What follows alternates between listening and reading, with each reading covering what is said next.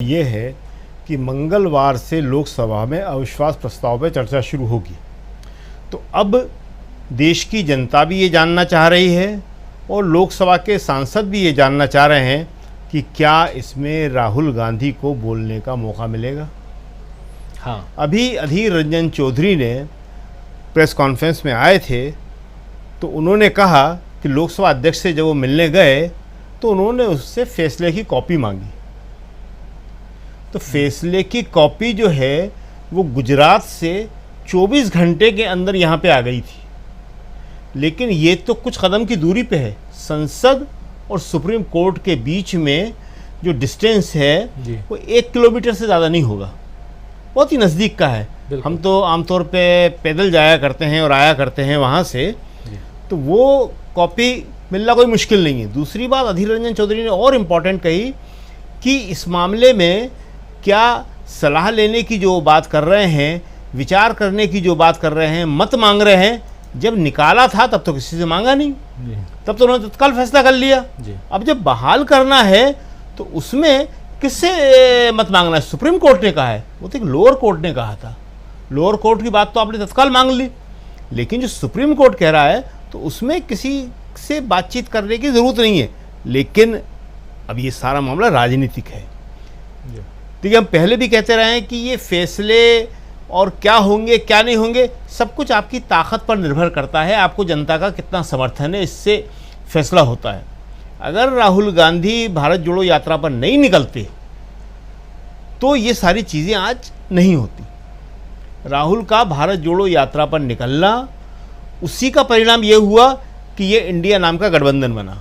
बिल्कुल, अगर इंडिया नाम का गठबंधन नहीं बनता तो कहना बड़ा मुश्किल है, फैसला है, कोर्ट का है, इस तरह की टिप्पणी नहीं करी जा सकती। लेकिन हम ये तो बता ही सकते हैं कि इससे पहले के जो दोनों फैसले आए, लोअर कोर्ट का और हाई कोर्ट का, तो खुद कांग्रेस ने कहा, हम नहीं कह रहे कि जी हाँ हमें यही उम्मीद थी, यही प्रत्याशित था। इसका मतलब कि गुजरात से यही उम्मीद थी, गुजरात से भी थी और लोअर कोर्ट से भी थी। इसका मतलब कि उस वक्त कांग्रेस ताकत में नहीं थी, विपक्षी गठबंधन ताकत में नहीं था। तो देखिए, कमज़ोर का साथ तो इस दुनिया में कोई देता नहीं है। और आज की स्थिति ये है कि सुप्रीम कोर्ट ने न केवल उनके पक्ष में फैसला दिया, बल्कि जो लोअर कोर्ट है उसके फैसले पर तमाम सवाल उठाए हैं और बहुत इंपॉर्टेंट है। अब जो हम बात कर रहे थे अविश्वास वाली, तो ये अविश्वास प्रस्ताव बहुत ही इंपॉर्टेंट है और ये उस मणिपुर पर है जहाँ राहुल गांधी होकर आए हैं। और राहुल गांधी के जाने के बाद ही दुनिया को ये मालूम पड़ा है, हिंदुस्तान को ये मालूम पड़ा है कि वहाँ कितनी बुरी हालत है।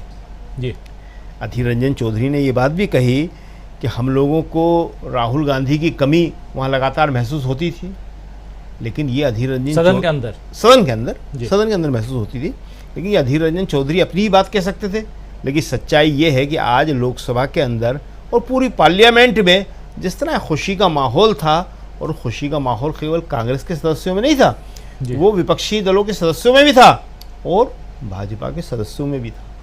सरकार के 1-2 लोगों को छोड़ के आम तौर पे इस फैसले के खिलाफ कोई अंदर से नहीं था।